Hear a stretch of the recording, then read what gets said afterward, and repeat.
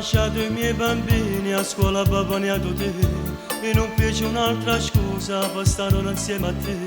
Con mia moglie mi è passata, sono una telefonata, l'ho già detto c'ho da fare, questa sera tornerò proprio. Il portiere sarà una cosa, dice che tu non ci stai, la tua banda sotto casa, ora mi ha fatto pietà.